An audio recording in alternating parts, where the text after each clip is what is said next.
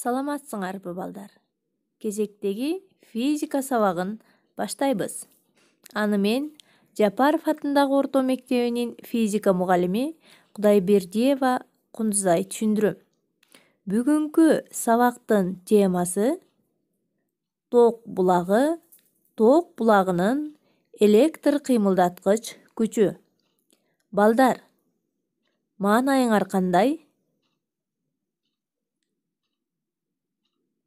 Эгерде маанайыңар сонун болсо, анда сабакты баштадык. Алгач сабакка максат коюп алалы.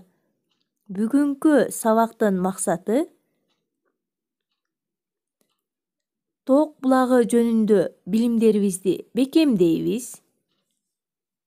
Электр кыймылдаткыч күчүнүн маани-маңызы менен таанышабыз. Техникалык коопсуздук эрежелерин так сактоого үйрөнөбүз.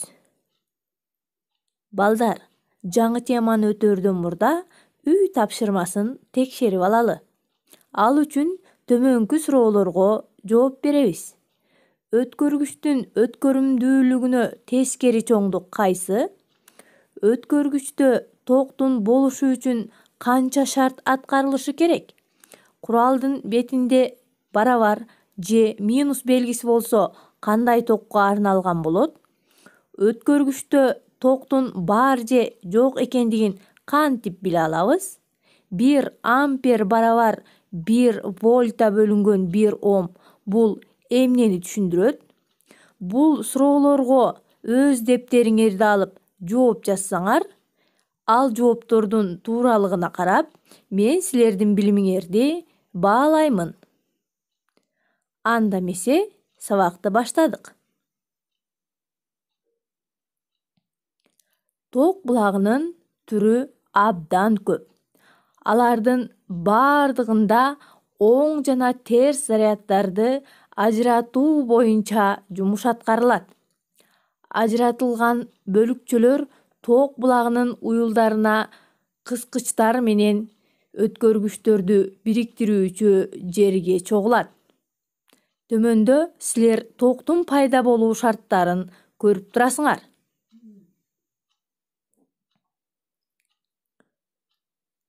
Ар кандай ток булагында оң жана терс деп аталган эки уюлу болот. Эгер бул эки уюлду өткөргүч менен бириктирсе, уюлдар арасында жана аларды туташтырган өткөргүчтө электр талаасы пайда болот. Бул талаанын таасири астында өткөргүчтөгү эркин заряддалган бөлүкчөлөр кыймылга келип, электр тогу пайда болот. Ток булагында заряддалган бөлүкчөлөрдү ажыратуу боюнча аткарылган жумуштун натыйжасында механикалык, химиялык жана ички энергия электр энергиясына айланат. Мисалга алсак, электрофор машинесинде механикалык энергия электр энергиясына айланат. Аны силер тажрыйбада көрүп турасыңар. Селен, кремний, жез оксиди сыяктуу элементтерди жарык менен жарыктандырганда жарык энергиясы түздөн түз электр энергиясына айланат. Бул фотоэффект кубулушу деп аталат. Төмөнкү тажрыйбада силер ал кубулуштун күбөсү болуп жатасыңар. Өзүңөр байкап тургандай, качан гана лампочка күйгөндө вольтметрдин көрсөткүчү өзгөрүп жатат. Ал эми өчкөндө кайра нолго келип турат. Андан сырткары ГЭС, ТЭС, АЭС жана ошондой эле ар кандай генераторлордун түрүнөн ток булактарынын бардыгында эле тигил же бул энергия электр энергиясына айланат. Ток булактарындагы зарядды өткөргүч боюнча жылдырууда кулондук күчкө карама каршы жумуш аткарат. Бул күч бөтөн күч деп аталат. Бөтөн күчтүн ролу ток булагынын ар башка түрүндө ар кандай жаратылышка ээ.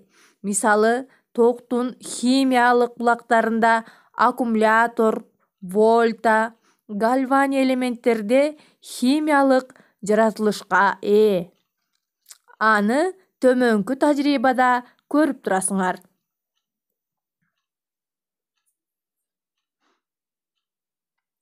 Туюк контурда зарядты жылдыруу боюнча бөтөн күчтүн аткарган жумушунун зарядка болгон катышы электр кыймылдаткыч күчү деп аталат. Электр кыймылдаткыч күчү эпсилон тамгасы менен белгиленет.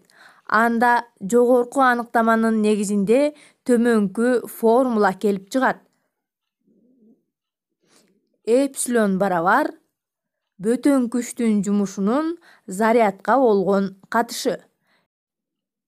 Демек, электр кыймылдаткыч күчү учтарындагы потенциалдардын айырмасы 1 вольта болгон чынжыр боюнча 1 кулонго барабар болгон зарядты жылдырууда 1 джоуль жумуш аткарат дегенди түшүндүрөт. Бөтөн күчтүн аткарган жумушунун чоңдугун биз төмөнкүчө таап алабыз. Өткөргүчтүн сырткы жумушу менен анын ички жумушунун суммасы аркылуу табабыз. Мында А, Б, К деген бөтөн күчтүн аткарган жумушу, Асы сырткы күчтүн жумушу, АИ болсо ички күчтүн аткарган жумушу. Эгерде биз электр кыймылдаткыч күчүн потенциалдар айырмасы жана ток күчү аркылуу туюнта турган болсок, же болбосо Джоуль Ленстин формуласын пайдалансак, анда биздин формула төмөнкүчө жазылат. Эгерде ток күчү 0 барабар боло турган болсо, анда биз электр кыймылдаткыч күчүн табууда потенциалдар айырмасы аркылуу гана таба алабыз.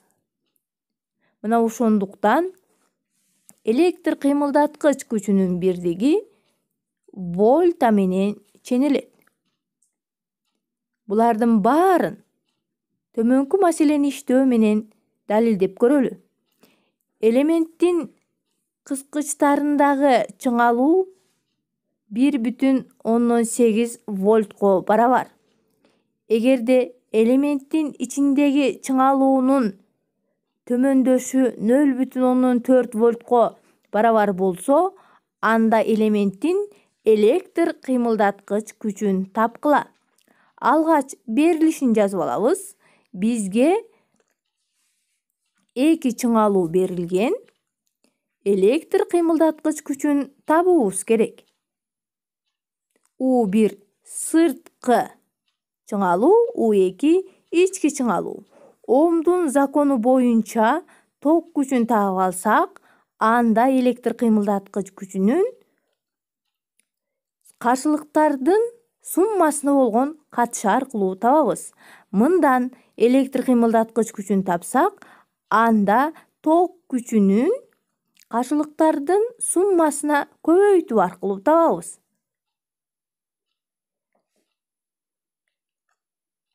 Бул жерде ток күчүнүн каршылыкка болгон көбөйтүндүсү бизге чыңалууну бере тургандыгын эсепке ала турган болсок, анда U1 барабар I көбөйтүлгөн R, U2 барабар I көбөйтүлгөн ички каршылык деп жазып алсак болот.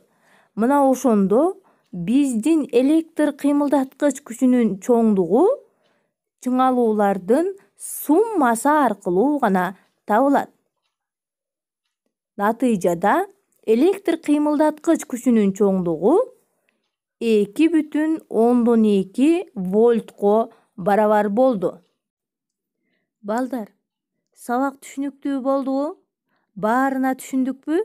Анда үйгө тапшырма алабыз.